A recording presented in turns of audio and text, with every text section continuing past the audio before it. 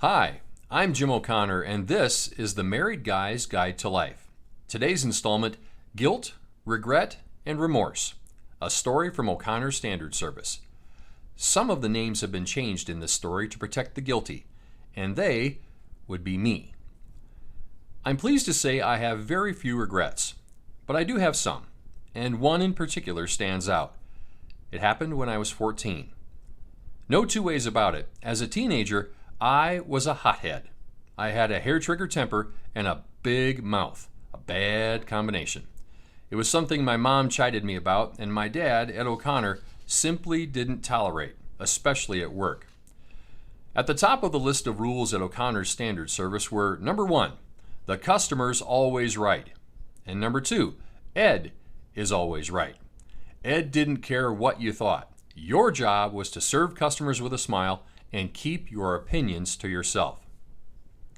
My understanding of those rules was put to the test on a very cold Saturday in January.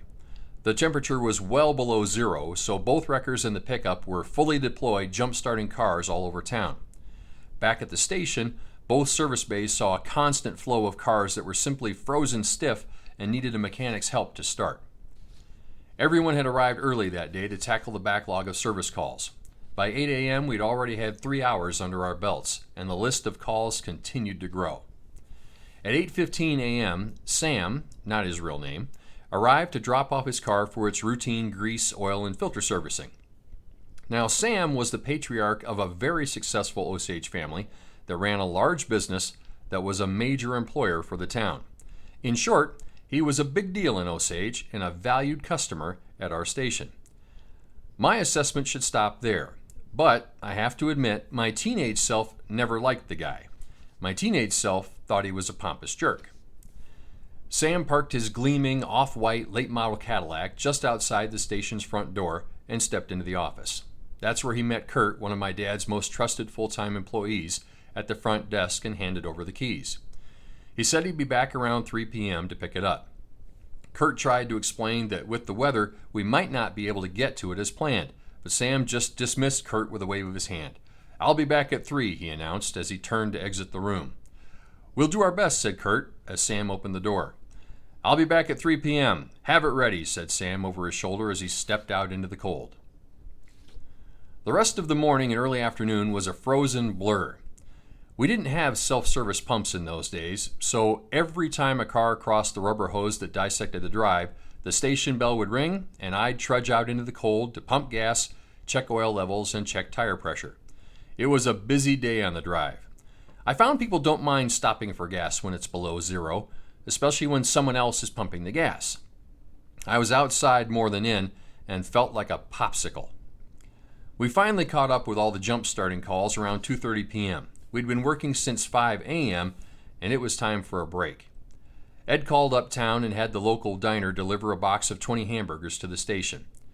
Just as the food arrived, we got a call about a gravel truck in the ditch north of town. So Ed grabbed a hamburger and took off in the big wrecker. That left about 8 of us in the station.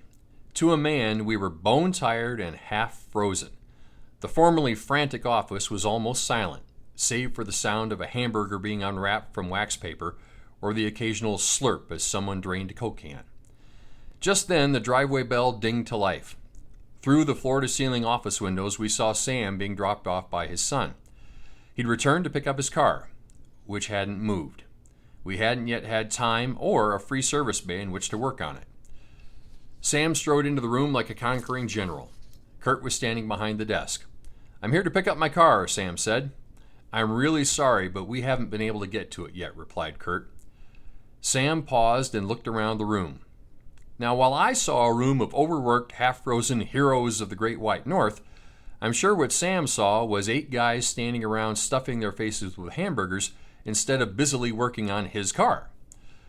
Upon completing his survey of the situation, Sam snapped, "I'll speak to Ed about this," and turned on his heel. As he opened the door, he heard from behind him, "Eat it, buddy." He stopped, let go of the door, and spun to face the room. "Who said that?" he demanded. Nobody moved, except me. I took a step forward, looked him square in the eye, and said, "I did." The stress of the day, My temper and my big mouth had gotten the best of me. I had just fired all guns across his bow. I could tell by the look on his face he didn't really know what to do. This guy wasn't accustomed to being talked back to, and certainly not by a 14-year-old kid, and certainly not in front of a crowd. He was flustered, and that made him mad. His response was a bewildered yet terse, "Very well then," whatever that was supposed to mean. With that, he stomped out. For about 5 seconds, no one moved. Then it was pandemonium. The office cleared out like the place was on fire. Everyone suddenly had someplace else to be. More precisely, they didn't want to be there when Ed got back. I turned to look at Kurt. All the color had left his face. "I'll need to tell your dad," he said quietly. Kurt was like a big brother. As much as he wanted to protect me, he knew he had to do his duty and turn me in. All I could do was nod my head. I walked out of the office and into the back room to continue fixing a tire I'd been working on. As I went through the motions of putting the tire back on its rim, the impact of my blurted rebuttal was beginning to set in. I'd been frozen all day, but now I was sweating. I felt sick to my stomach, and there was a whooshing sound in my ears. About 10 minutes later, I heard the big wrecker pull up outside. Kurt stopped working on the car in the first service bay and began walking to the office. He glanced at me as he walked past. I assumed it was the same look the guards gave the condemned before they walked to the gallows. I heard the side door to the office open and shut. I couldn't make out the specific words, but I could hear the conversation. It started slow and soft. Then I heard my dad. "What? He did what? He said what? Get him in here!" Kurt came flying out of the office and into the back room. He didn't speak. The color was gone from his face again. He simply hooked his thumb toward the office, indicating I'd been summoned. My dad met me in the front of the desk as I entered the office. He was fuming. His face was red and his eyes were bulging. He made me wait. After what seemed like an eternity, he finally spoke. But instead of yelling like I'd expected, he almost whispered. "What you did was stupid and wrong," he said. "That man was one of our best customers. Nobody who works for me treats a customer that way, no matter what. You were wrong, and if you want to work here, you won't ever do that again." I looked down and nodded my head. "You're damn right," he barked. I looked up and saw tears start to form in his eyes. That's when the gravity of the situation truly began to hit home for me. Not only had I offended a customer, but I also had totally let down and embarrassed my dad. "Now I've got to apologize to Sam," Dad said. "Next time he's in here, you're going to walk straight up to him and apologize. Do you understand?" "Yes," I said. Dad grabbed his stocking hat from the desk and walked out. I heard the big wrecker start up and leave as I slowly made my way back to the service bay. Dad drove to Sam's house and apologized for my behavior. Sam, for his part, said he understood how teenagers could get out of line sometimes. He didn't blame Ed, and yes, despite my rude behavior, he and his family would still do business with us. The following Saturday was much like the previous, clear and cold. I was almost at the end of my frozen shift when the drive bell rang, summoning me one more time out into the elements. As I cleared the door, I immediately saw the familiar off-white Cadillac parked by the blue unleaded pump. Sam stepped out of the car as I approached. He looked at me. I returned the gaze. "Fill her up," he said. "Okay," I said. There was a pregnant pause. It was like time stood still. And in that vacuum of time, we both analyzed our own behavior from the prior week. Neither of us was proud of our performance, but neither of us was willing to admit it either. The moment ended. He got back in his car, and I busily filled its tank with gas. When I was done, he simply said, "Okay," through the driver's window. I responded with an equally eloquent, "Okay," as he started the engine and drove off.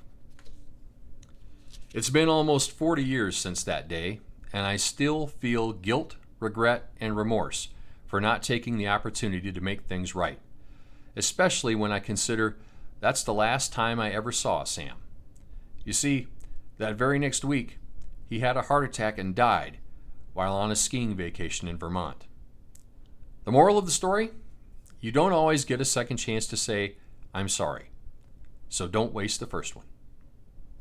If you enjoyed this story, please like, follow, or subscribe. Thanks.